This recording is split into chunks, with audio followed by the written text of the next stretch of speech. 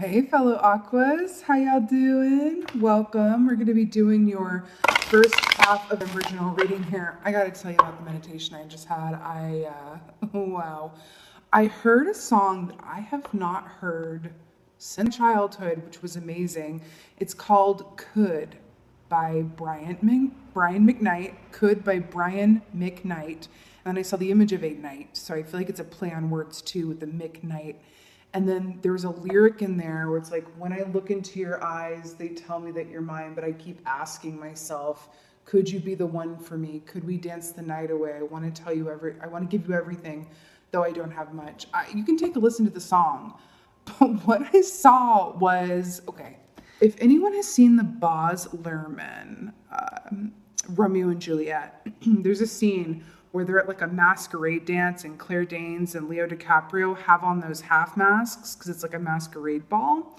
It was really funny. I saw them dancing in a ballroom, and then it was like, I heard the line, when I look into your eyes, but they couldn't, like, it was like there was this mask and the eyes are, obviously visible, but there was like this thing of like what you can see versus what you can't. And then I saw this curtain, like a stage theater curtain, like coming to a close. It was outdoors, and then I saw like a glimpse of stuff happening behind the scenes that was interesting, because I got a feeling that I wasn't supposed to be looking at it.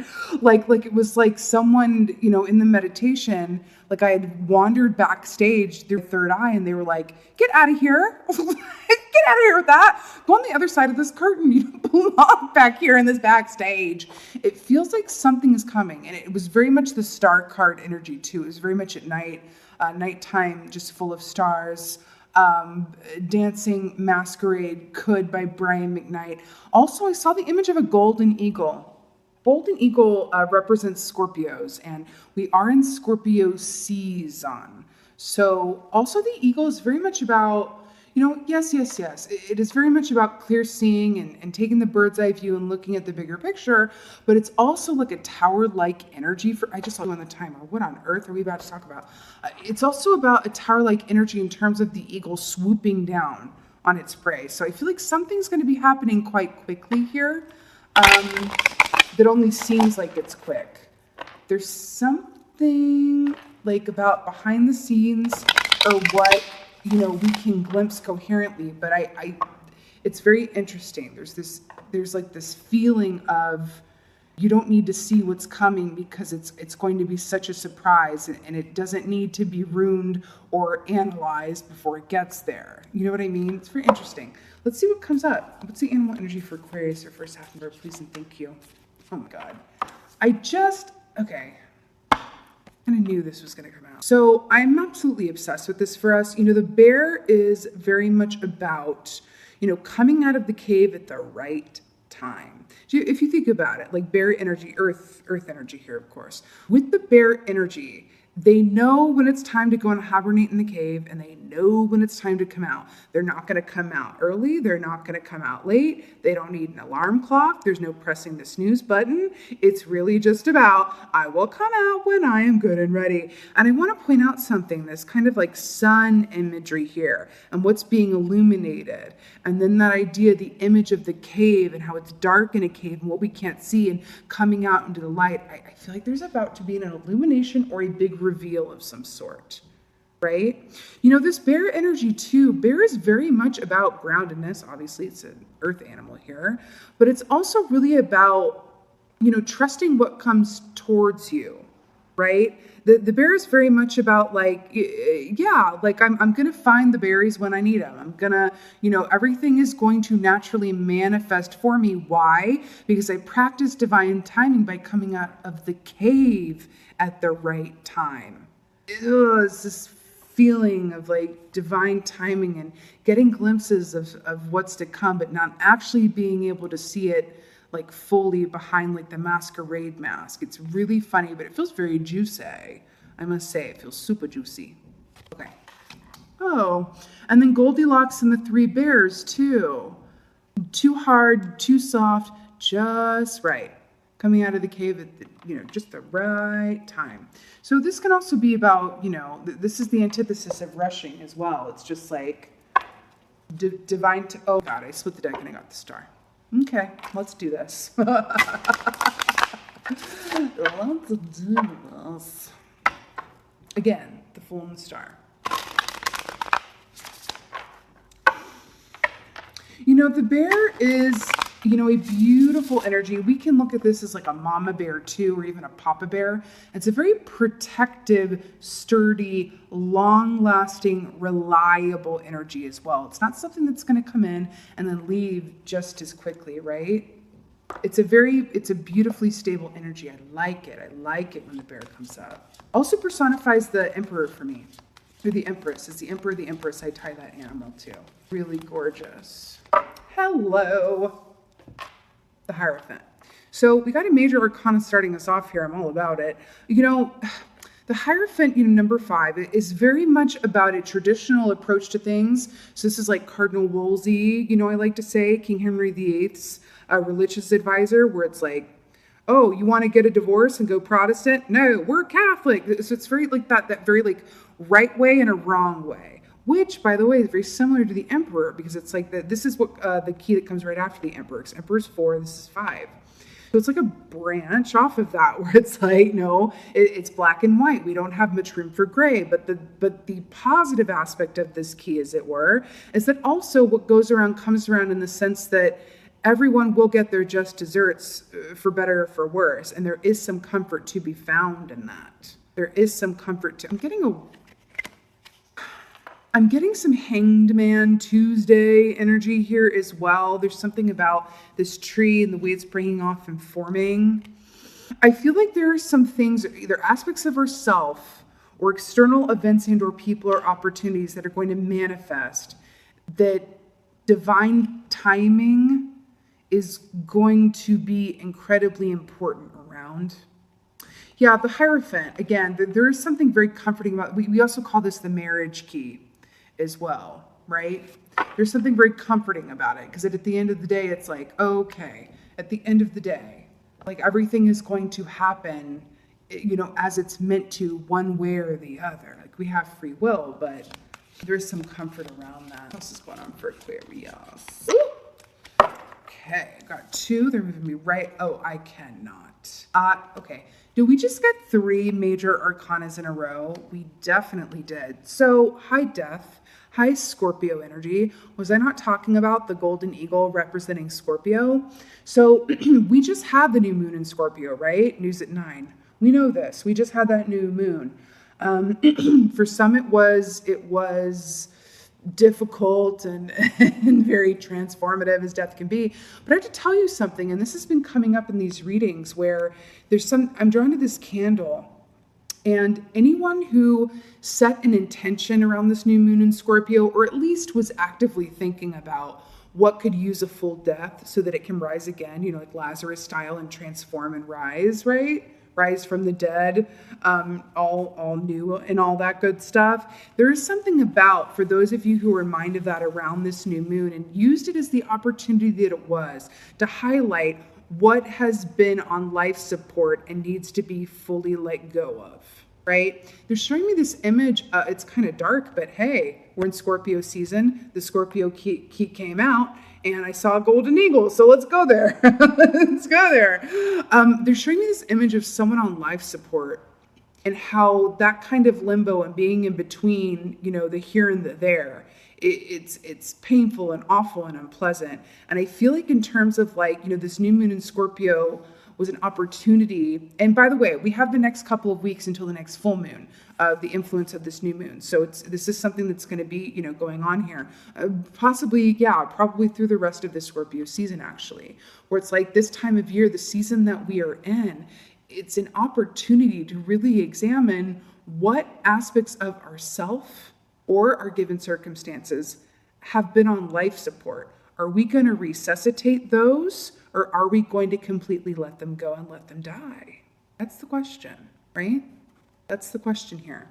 I got to tell you, you know, this Scorpio season, whatever season we're in, there's an opportunity within that. There's going to be elements of it. But the fact that the Scorpio came in right at the top with that golden eagle, and it's here in the present energy, and these are 3 major arcanas, in a way, I feel like this is very center stage for us Aquarians right now, where it's like, okay, well, what you gonna do?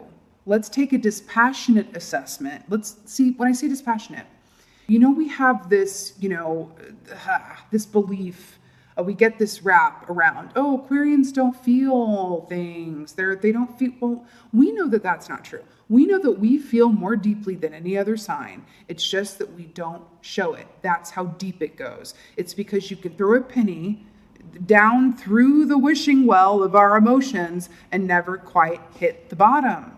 That's what people don't understand. And guess what? It's fine. We revel in being misunderstood because we're so used to it, right? But seriously, this is a beautiful opportunity, and I do feel like we're being called to really just like whatever's on life support. It's either about resuscitating it, right? Bringing it back around to new life, or really letting it fully die so that new life can emerge from it, right? Because then we have the magician key here, the one, the I, the id, right? This isn't just about realizing that you have all the tools at your disposal to manifest the life that you desire. It's about picking them up and knowing how to actively use them. So let's continue with this, right? Let's continue with this thread. So we have the pentacles, right? We're back to this earth energy with the bear, right? Come out of the darkness. Okay, I'm hearing a song. It's by Maggie Rogers, I believe. Yes, I believe it's Maggie Rogers. It's called Retrograde, and we are in Scorpio season. Mercury in retrograde begins in a couple days' time. And there's a line, come out of the darkness. Come out of the darkness. Come out of the chaos. Oh, that's fascinating. Okay, if I remember, I'll put it in the comments below. But if I don't, Maggie Rogers, Retrograde. Yes, this retrograde season, it's interesting because it's going to affect everyone differently. I feel like for us, it could be power hour.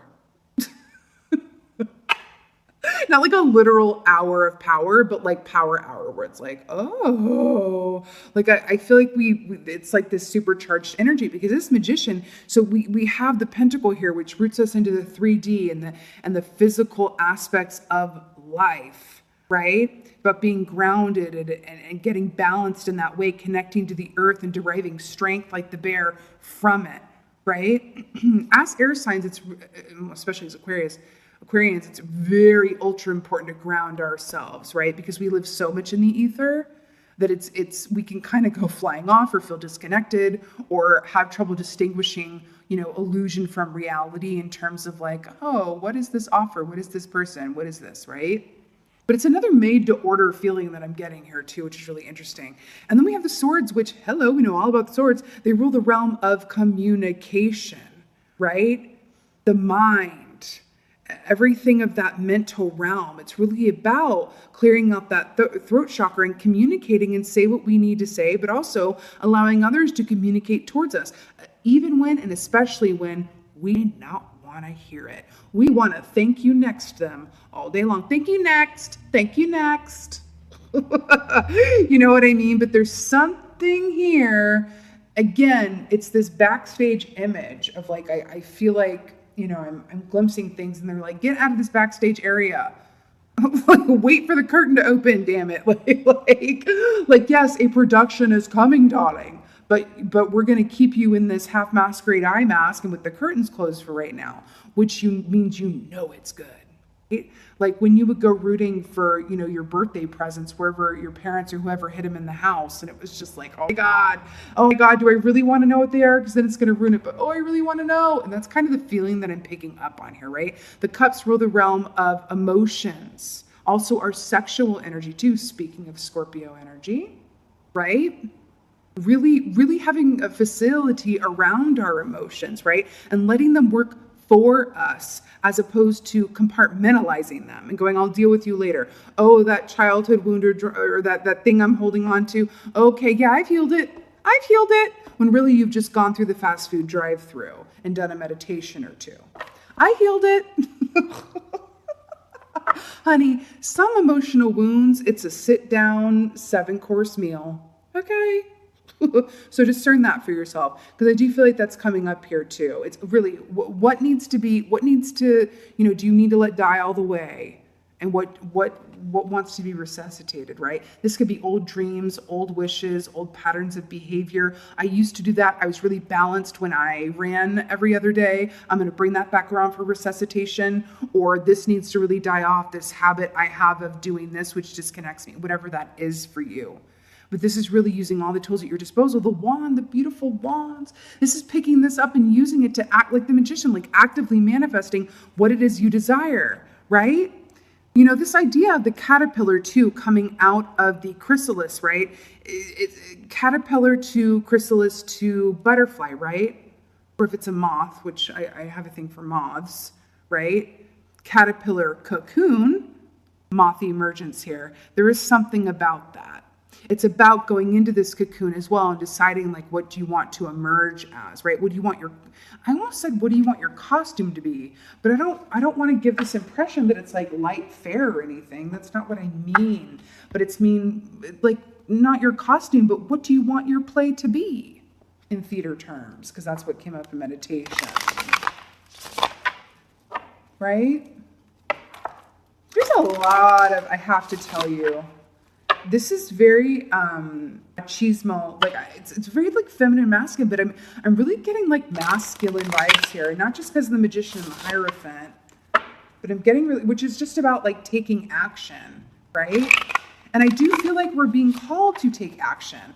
I feel like a lot of our advice has been like, it's, you know, receive and tap into your intuition and get ready to receive and that's beautiful and that's amazing. And now it's like, it's turning here and it's like, listen, karma is coming back around to you and you're about to reap the rewards of a lot of hard work that you've done, whether consciously or unconsciously. Sometimes hard work is just being there for others.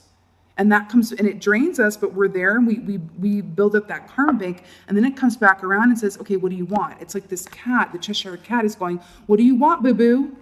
It's like this drive. It's like this, like, what is your order? Order up. Can I take your order? Right? Welcome to your life. Can I take your order, please? Okay, I just got chills. And you go into this death position, allow yourself during this Scorpio season, right? To transform and transmute. Yeah, I'm working on the order. I'll give it to you once I got it. Here's my order. This is what I want. Okay, let's get some clarifiers here. I have shivers. All right, Hierophant, let's get a clarifier. Oh, God.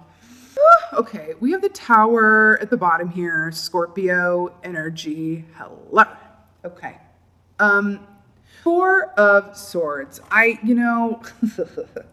The fact that this is clarifying the Hierophant here, and I was just talking about what's your order, right? Assume the Four of Swords position to get very clear on what your order is. What is it that you want from this point? And I would also re-examine old wishes and old dreams. Are they still pertinent? Do you want to edit it? Do you want to supersize it? Do you want to switch to the kid-size meal because now you've got more than one thing you want and you want room to disperse all of these things evenly? Really get clear on this. Also, they're drawing attention that this Four of Swords, we are moving into a 4-year. We only have, actually, a few more months, a little less than a few more months of this 3-year that we have been in, which is a time of extremity. When things are good, they're great. When they're not, they're really not. And we're about to enter a time of like this 4, which is about stability and taking a breather and like a ready set and just appreciating where we are and where we've been. Think about these counterparts, right? 4 of Pentacles is about holding on, but not moving one way or the other because we're good with where we are. The 4 of Wands is taking a moment and a pause to celebrate everywhere that we've been and everything that we've accomplished. 4 of Cups, it's personified, it's pictured with the dude literally sitting down with his back up against a tree as an offer comes in from the universe. And he's like, yo, nothing more on the plate right now. Okay. So we are going into a 4-year. And the fact that this is the 4 to the 5 here, 5 again is a number of great change. I really feel like the message here is, yes, go inside and really get that to order. It's also about, this has been a year. So heal anything that's come up for you, either in the distant past or this year, okay? As you get your order ready to send to the universe, right? And again, back to this candle magic, this invocation, this manifestation, this ritual coming in here within Scorpio season, right? This is you, this is you getting clear on what the order is. This is being asked for your order, right? This is you putting that, into action and going, okay, well, okay, I'm clearing this. I want more of this. This is what it is, right? Then it's like, boom, I'm about to go get it, right? This is some mega energy. And what's on the other side of this? It's like, true Hollywood story worthy. Clarifier for death. Okay, so we got 5 of Swords in reverse, and I don't think you saw it. Were you able to see that? I don't think so. The way that it landed, and then it like spun around on the table like this, it was really interesting. So I'm obsessed that a moth is right here, and I was talking about moths with this caterpillar energy here. So, and I love that this came out in the reverse around the depth. So, the 5 of Swords in the upright is really about I'm willing to do anything, even if it's outside of integrity, to get what I want, right? The fact that this is in reverse here, and we've been talking about what needs to, be allowed to die fully and what wants to be reinvigorated to move forward with you. And the fact that it's 5 of Swords in reverse. Listen, what is the 5 of Swords for you? Be honest about this. What is this? Who has 5 of Swords to you? Who have you 5 of Swords? What elements of the 5 of Swords have been in your experience over this past year? Be honest about this, right? Who acted outside of their integrity towards you? Who did you act out outside of your integrity towards? It's going to be different for everybody, right? Choices that you made. This is really looking at this clearly, flipping it upside down and going, okay, I had to see it and acknowledge it, right? With the swords, ruling the realm of the mind. This is our suit, right? Again, with the 5 here, it's coming up all over here, right? Really, really, really, really, really sitting with that and going, okay, I don't want to repeat that. I do want more of this and less of this, right? It's custom made to order, right? Let what wants to be let go of, like really release it and let it die, okay? And honey, this is work. I'm not even over here trying to pretend like this can be done in the minutes you have before you leave for work. Like this is a process. And this is a very specific, that intention. But remember, the bear comes out of the cave at the exact right time. And then once it's out, it's a hot several minutes before it goes back in again. See where I'm going with this? Yeah. Okay. Let's get a clarifier for this magician here. I do feel optionality coming towards you. It's interesting because they're taking me back to the song by Brian McKnight, Could You Be, Could You Be, Could You Be, Could You Be, Could You Be, Could You Be? The one for me, whatever have you. And they're showing me and they're telling me that it has a lot to do with optionality and not just being in a place of discernment, but as the magician, like you're going to be manifesting what you desire, but around that, when your light is on, the light is on.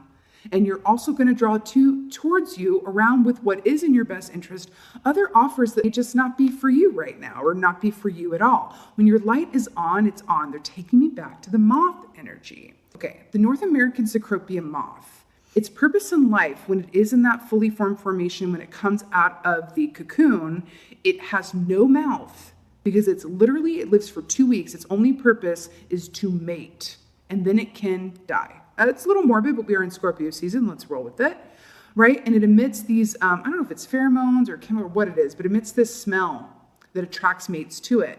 And remember that saying, like a moth to a flame? When your light is on, I do feel like you're going to be in full moth energy here. There's going to be a lot of people attracted to you. There's going to be a lot of people coming towards you. Not every cup is your cup.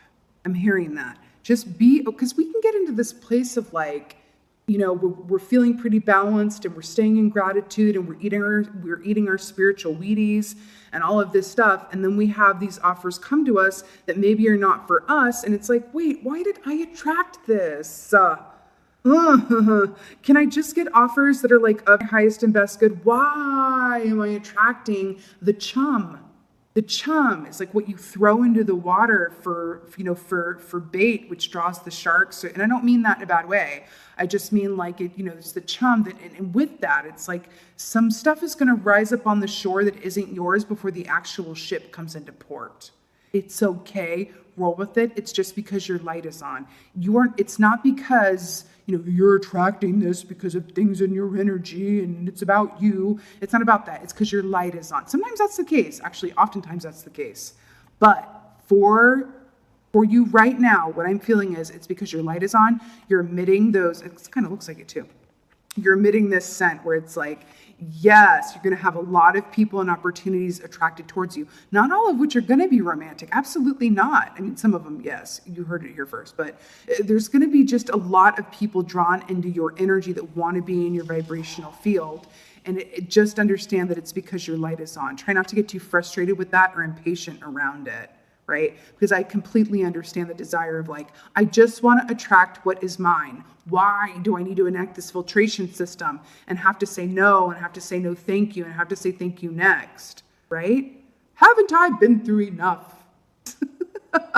Why you gotta put me in a Queen of Swords all the time? Right? So to clarify, I was just talking about this. Four of Cups. Remember when I said that this was depicted by the dude sitting with his back against the tree with this offer from the universe? And I just said your light was on and there's going to be some offers and people coming towards you that are not yours, and it's okay. It's not that there's something wrong in your vibrational field or whatever have you. It's just because your light is on. And that's cool. That's cool, right? This forest energy here. Again, this also denotes things happening at kind of a quick pace, right? Where it's like, I got enough on my plate right now. But again, with this tree imagery here too, and the Hanged Man, I just feel it in the energy that it's okay. I just feel the need. Again, you have just fours and fives, really coming in here to just say roll with it. Thank you next. And that's really all that there is to it. You know what I mean?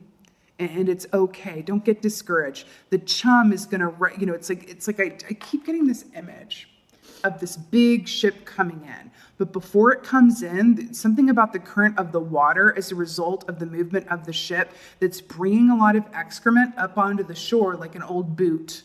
And, whatever this is over here, like an old, I don't know, mini fridge or something, it's terrible that people litter in the ocean. It's terrible. But all this stuff comes up on the shore that precedes the arrival of the ship. And I feel like that's the point. What's yours is the ship. The stuff that comes up on the shore. Oh God, it's the pre-show. Oh my God.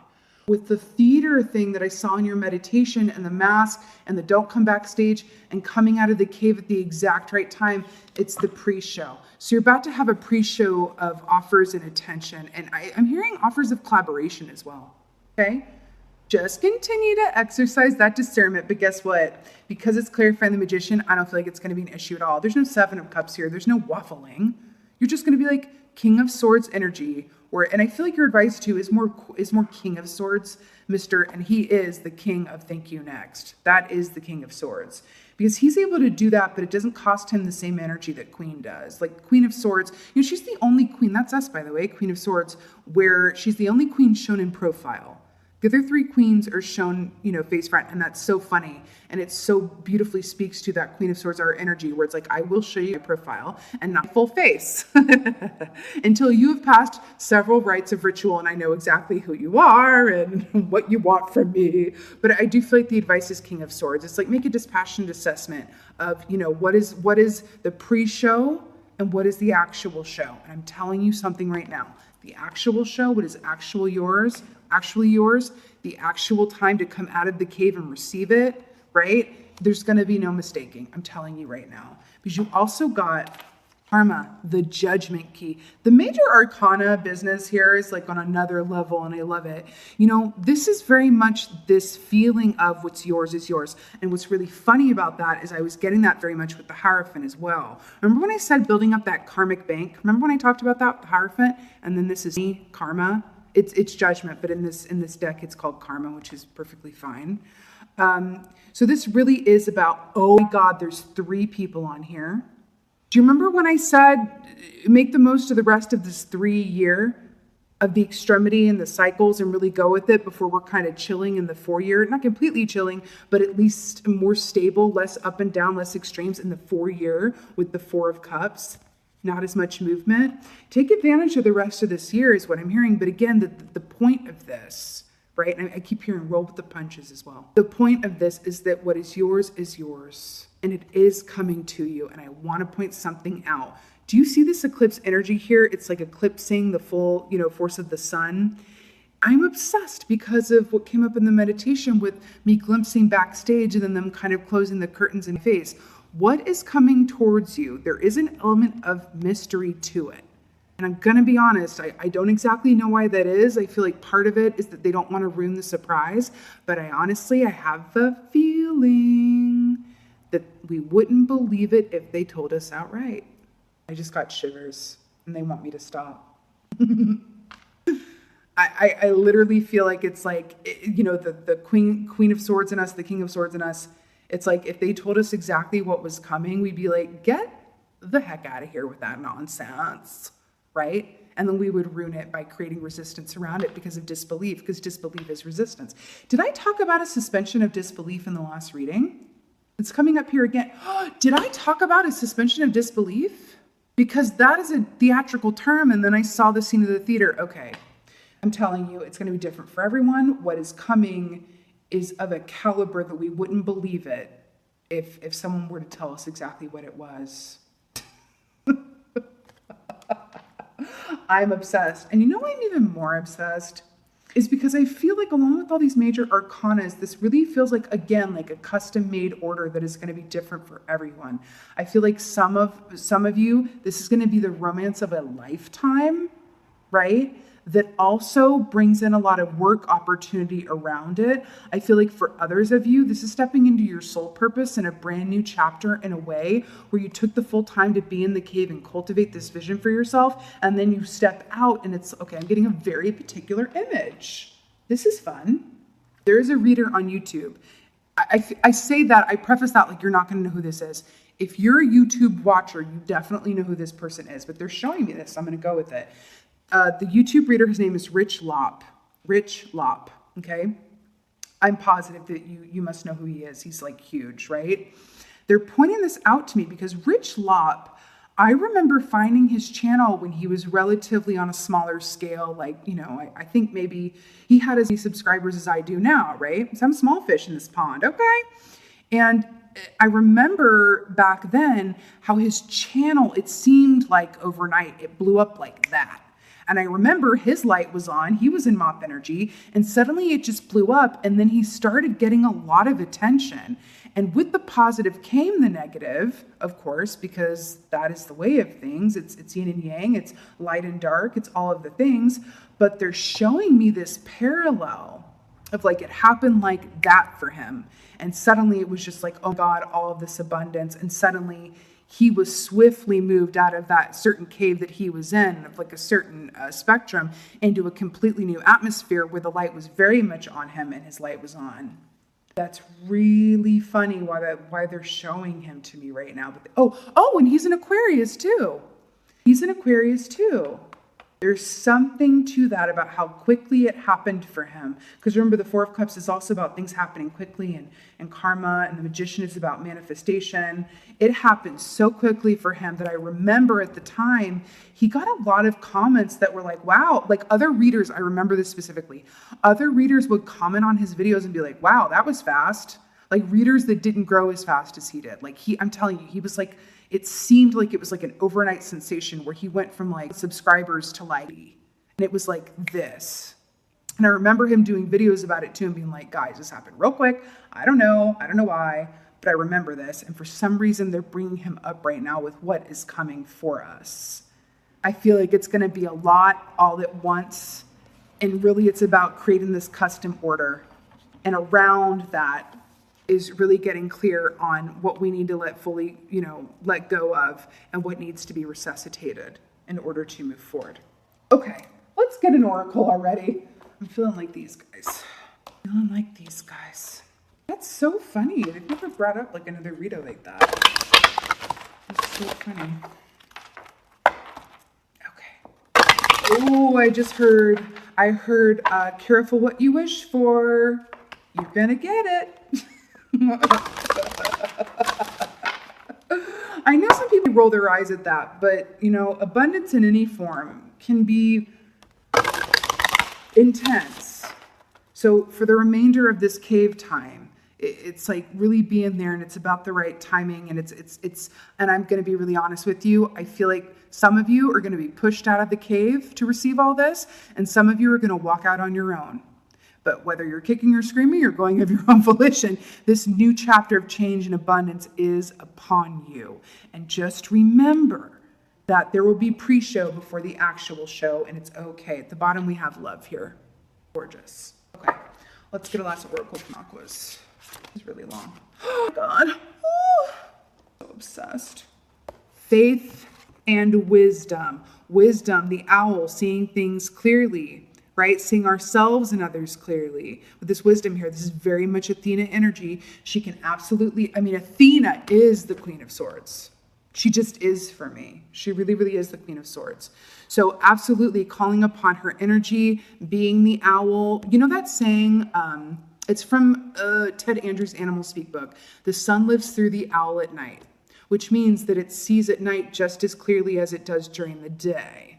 And remember that whole idea of the sun versus the darkness of the cave, the darkness of Scorpio season, and really letting this season work on us to bring to light in the darkness what needs to be cold or kept, right? And then moving into the magician energy and receiving what's ours, right? Our karmic payout here. And then we have faith, which is so gorgeous. Is that a starling bird? I'm not sure. But, you know, faith and wisdom, that's exactly what this is. But I have to tell you something. I feel like this is the prescription. But I feel like this is also, I feel like a lot of us have this in spades, and we've been actively practicing it. And this is like the how we got to this point, is having equal parts wisdom and faith. It takes two, right? It takes both, right? Wisdom and faith. Doesn't it look like that little great horned owl's like wearing a little half mask? I'm so obsessed. I absolutely love this for us. It's really, really beautiful. Also, overall, I just want to say, like, oh God, look at that sun coming out of the water here. Come out of the darkness, retrograde by Maggie Rogers. I'm telling you, I'm telling you, I'm telling you, I'm telling you. Oh, I'm getting a last message about daylight savings time. Going into the dark time of year. Daylight savings time. Ooh, I don't exactly know what that's about, but there's something around daylight savings time. The time of the year, the darkness versus the light. I think it's funny because we're going to relish in this dark time of the year. Our light is going to be on during this dark time of year in the Northern Hemisphere anyway. Okay? I'm best. All right, beautiful Aquarians. This was your first half of our general reading. I so hope that this helped and resonated with you. If it did, please let me know in the comments below. I would just love that. You know that I love you the mostest. And with that being said, just thank you so much for being here. Thank you so much for watching. And as always, just thank you for being you, and be well. Until next time.